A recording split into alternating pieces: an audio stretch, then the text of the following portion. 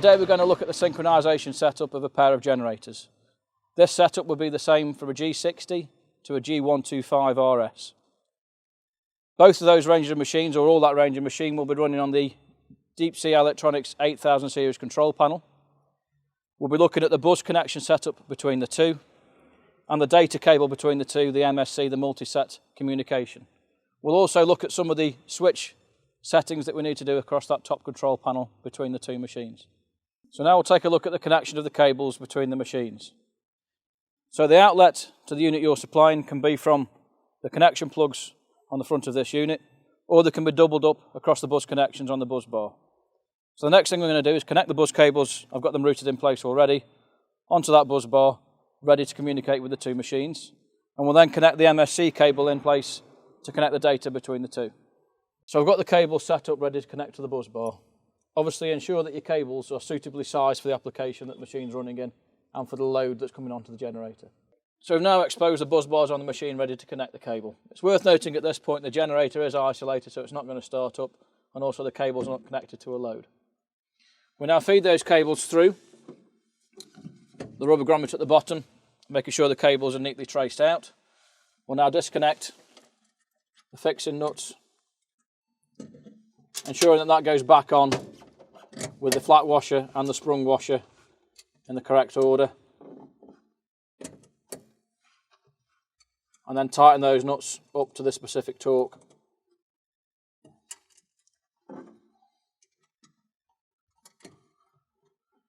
We'll follow that same process for the rest of the cables, ensuring we've got the connections in the right colour order all the way through. And then we'll repeat that process for the second generator, and that's the two bus cables connected through.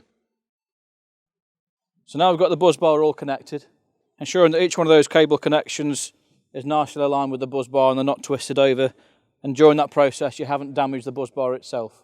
We'll now close that connection back up again, which allows us to run the machine. So we'll now connect the multi-set communication cable, the MSC. Remember, the two larger ports go on the top. Push that into place and lock it in with the collet. And then we're connecting the output to the consumer. Get that lined up and push it into place. And then the cap ensures that's held in. And over to the left here, we need to make sure that the earth leakage relay is switched into the off position to prevent any false trips on that circuit. The two switches up to the right for a synchronised generator, we need to have the end units set to end set and any units in between those two set to middle. Because we're doing a load share application, we need to make sure we've got the synchroniser switch in the duty select position. So to allow the generator to start and to power up the Deep Sea Electronics control panel, we'll need to turn on the earth connection to the 12-volt circuit, which is done on the isolator key just here. We'll turn that on, and now we'll get a power supply onto that DSE control panel. Both generators are turned off at this stage, and we're just going to check that the MSC communication is working. And it's a simple task of unplugging that cable, and you'll get the alarm on the display, and it will also say on there MSC failure. Simply plug that back in. It's now got communication back, and we know that communication is good. The second way is to go through the menu. So if we scroll to the right through the menus, we want to go into the communications menu. As we can see there, the first thing that pops up is the board rate and the slave ID. We then up arrow twice, and we can see there we've got link quality of 100%. If I just disconnect that cable, you'll see that drops off to 0. Connect that back up again. The alarm will go off and we'll be back up to 100%. Before we start the engine, I want to take you through a few of the switches on the DSE control panel. So we've got the stop reset switch, and we'll press that a couple of times before we start the engine just to clear any errors that are in the system. The manual mode switch puts the generator into the manual mode so you as the operator can start and stop the engine. The auto mode means the generator itself will start and stop on demand. The alarm mute or lamp test is a feature that just allows you to test all the lights on the display and to mute the alarm if alarm is sounding.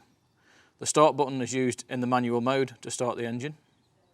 We've got the close generator and open generator, and these are used for the MCCB to open or close the contacts.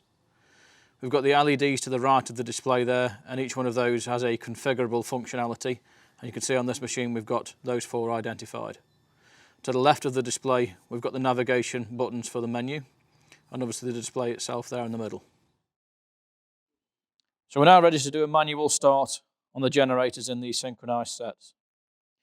So the first thing we'll do is press the red button to clear any messages, manual mode button, and then the green generator start. The engine will start up, and we'll then get a 10-second countdown for the safety on delay.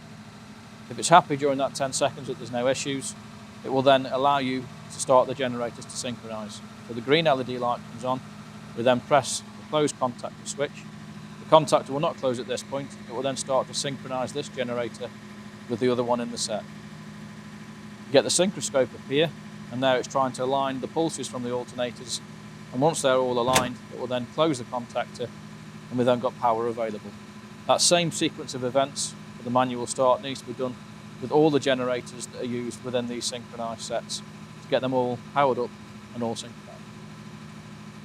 That concludes the video for synchronized generators, connections, and manual start. I hope you found the video informative. There's more videos on synchronized generators for you to view, which will cover automatic start and load on demand.